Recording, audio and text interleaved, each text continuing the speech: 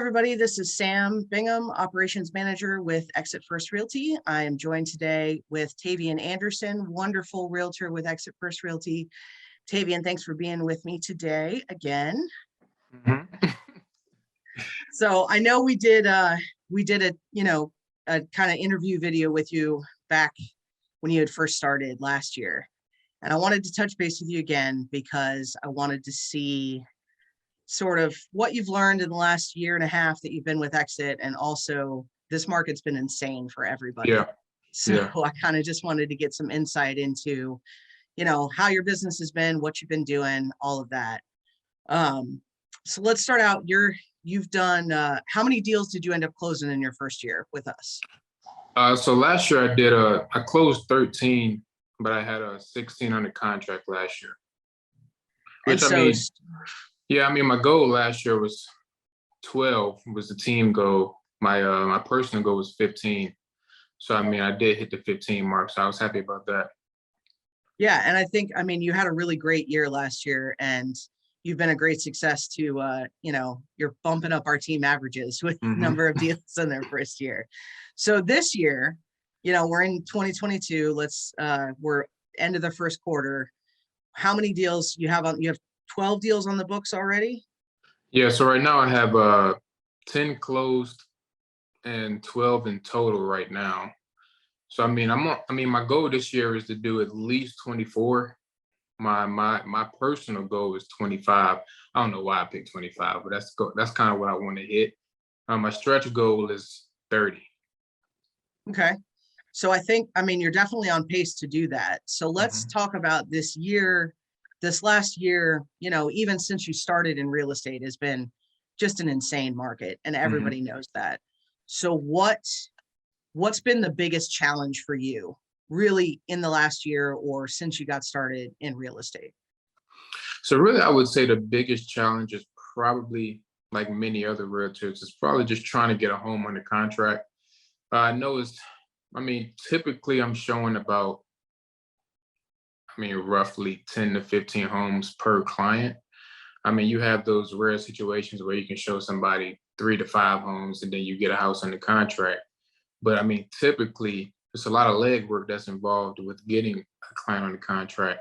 So I would really just say, just trying to get offers submitted, because obviously it all depends on what the buyer can afford to do. Because a lot of people are waiving appraisals and inspections, but a lot of people can't necessarily afford to do those such things. But those are the things that are making it a little bit more easier to get a house under contract.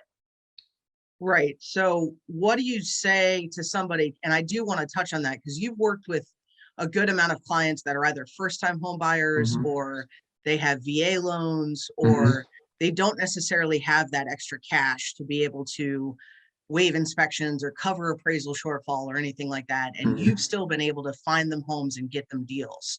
So how have you done that? And what has helped you, either from the team or from outside or from Exit in general? What's helped you be able to do that? So typically I try to manage expectations ahead of time. So when I first meet somebody, they tell me they're pre-approved for a certain amount, and then they tell me the location.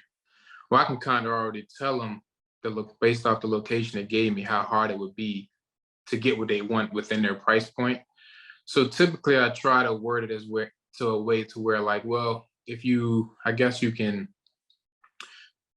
sacrifice the location to a certain degree, you can get everything you want, even though that's still not 100%. Because almost every location nowadays is hard to get into. It really doesn't matter. But some locations are a lot better than others. Like Glen Allen is terrible.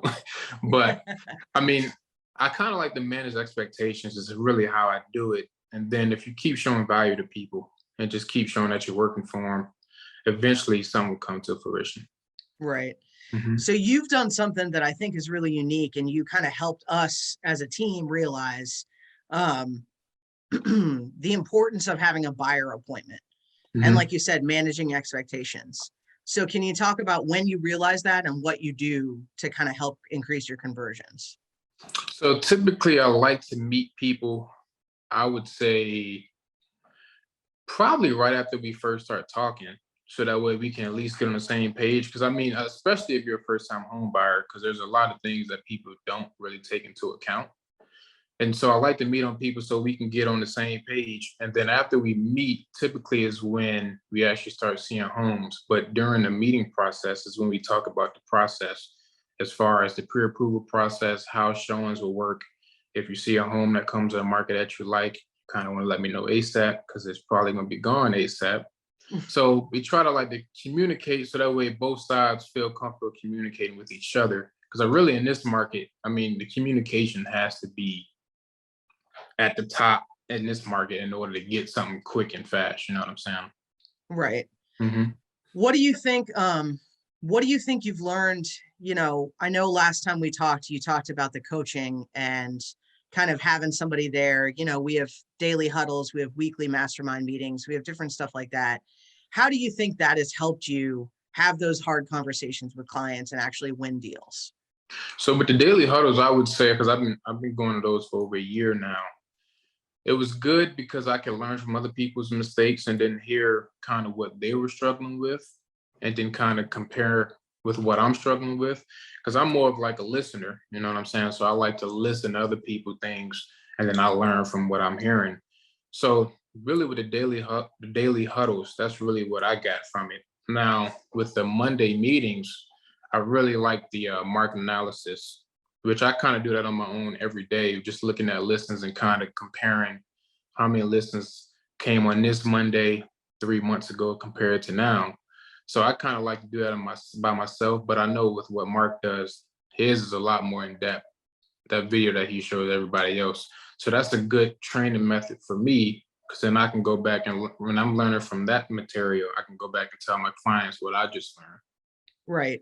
Mm-hmm. And so I think education is really the important thing, whether it's getting you educated so that you can educate your clients, or getting that information from reliable sources so that you can tell your clients, here's exactly what's going on, and then they build that trust with you.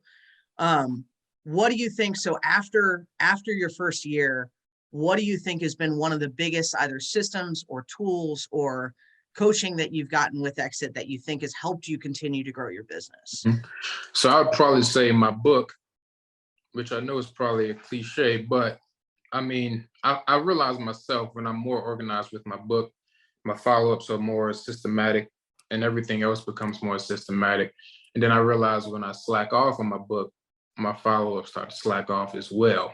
So like if I call somebody today and then I say I'm gonna call you back in a month, I usually just flip forward in my book to a month, write the name down. So that's kind of a way that I remember, but sometimes I do slack off on that, which hurts my follow-up, which as we know, follow-up is very important in this business. Right.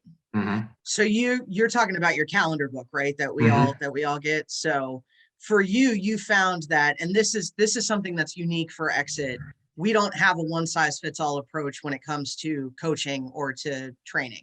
So we're going to give you all different kinds of systems to be able to use to organize your day, to block your time, to remember your follow-ups, to do all of that. And I know you mentioned some of those, but for you, what you're saying is really just the old school calendar book, writing stuff down has been the best thing that's helped you stay organized. Yep. Yeah. I love that, because I think that's something, like I said, we offer all of these things, but you found something that works for you, and you've done the activities to remember or to notice the difference. When you do the activities, you get better results. When you slack off on the activities, your results start slacking off too. And there's only so much that we can teach that to you. I'm glad that you took the initiative to actually understand that yourself. But at the same time, I think having that knowledge and having a coach or an accountability partner tell you, hey, are we doing this? What does your book look like? Are you remembering to write this stuff down? Are we remembering to do that? Has really helped, be successful at the end of the day. And I think I just commend you for taking advantage of that, because not every agent does. And it's so simple, and it sounds so simple, but it can do so much for your business. Just having a method to continue to follow up, like you said, is really brilliant. So what do you think? I mean, what are there any other challenges that you're seeing in this market that you think you've been able to overcome, or that other agents may be able to learn from you? Mm, I don't think there isn't. Not really. I mean, you still have those buyers who say they're waiting for the market to crash, kind of a situation. And so, really, with those, really thing you could really only do is just show them information. That I mean, the market may slow down appreciation wise, but it's still going to be appreciating. So the longer you wait, the more the house is going to cost. And then you got to take into account interest rates will probably keep going up throughout 2022. So then that's making it harder for a buyer who waits until next year. Cause I'm gonna be buying next year myself. So I mean, I'm personally worried about interest rates as well, because I'm gonna be in the same situation. But I mean, for me, it is what it is. I have to buy just from what my goals are in my future.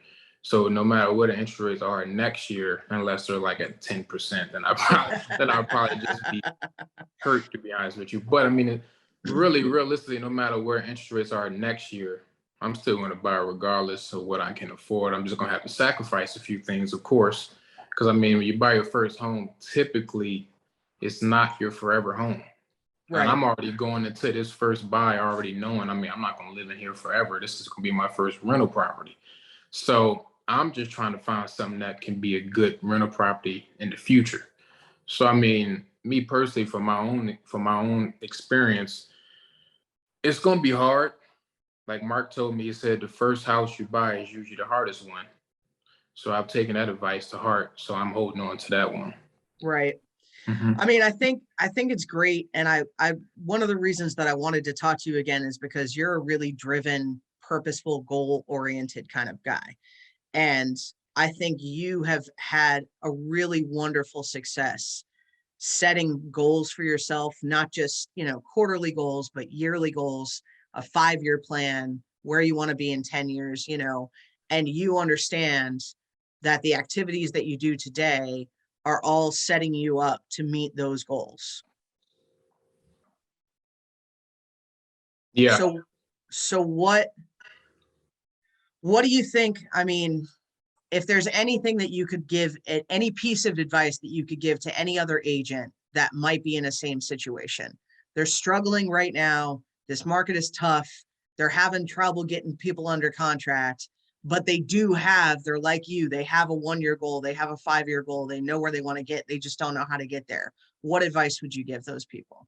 So there's no real easy answer, but the way I look at it is just keep trying to find more buyers. The more buyers you have, the higher chances you have of getting the offer accepted. You know what I'm saying? So like if you're only counting on 2 buyers, well, one of those 1 buyers could drop out next week. So now you're looking at just having 1 buyer.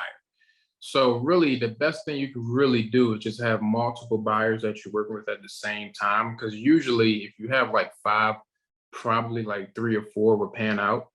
One will probably have an excuse. It could be a real excuse. You know what I'm saying? Interest rates are moving up, so they could be priced out of the market within the next month or two.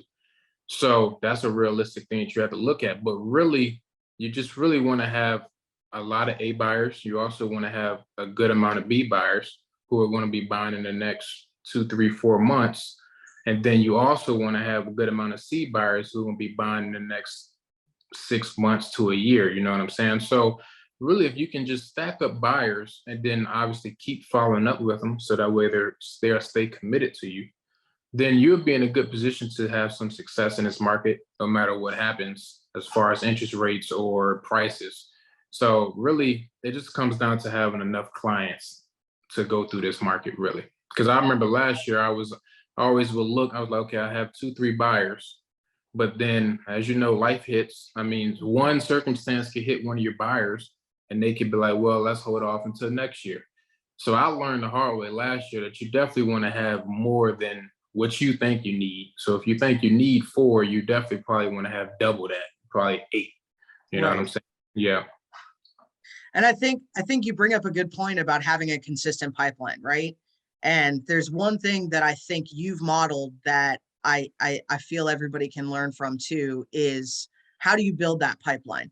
You have to have multiple ways of pulling in buyers. Hmm. So you can't just rely exclusively on internet leads. You can't rely exclusively on open house leads. You can't rely exclusively on your sphere of influence or community of influence. You have to work all of those lead sources in a methodical, consistent way in order to pull business and keep your pipeline full. And that's a process that's ever evolving. You know, I know you're almost 2 years in, a year and a half in, but that's still a process that you're learning every day and or keep getting better at. And I really, really want to commend you for taking the coaching that we're offering in talking about that, having those multiple lead sources, those multiple buckets to pull business from, to really build yourself up in the future. Because what worked for you last year isn't going to work for you this year, right? So I think, I mean, if you're not, you know, what got you here doesn't get you there. That was a, you know, a coaching thing that we learned recently. And I think it just stuck with me. And I feel like you have really embodied that and you're consistently working on yourself. So I really just want to commend you for doing that. I think you've given us some really amazing points now. And I appreciate you being here with me. So if anybody wants to talk to you more about how you've gotten your business to where it is and where you see yourself going, how can they get a hold of you? They can reach me on Facebook, which is my name, just Tavian Anderson. I also have a Instagram page, which is Tay the Realtor. You know what I'm saying? You know, come follow me on Instagram, and also my phone number, which is 804-629-3769, is another good way to reach out to me if you ever need anything. Well, that's great. I really appreciate your time today, and you know, it's been great talking to you. Like I said, you've gotten some good points, and I'm really, really proud to see where you're going and excited to continue working with you. So if anybody wants to reach out to me about, you know, what we're doing here at Exit and how our coaching has helped agents like Tavian and can help you to get better and get to that next level in your career, you can reach out to me. My phone number is 804-527-3948, or you can shoot me an email, samantha@markshomes.net. I've been here again with Tavian Anderson. We're with Exit First Realty. And you guys remember, it's not the market, it's the marketing that makes the difference, and hopes everybody have a great day.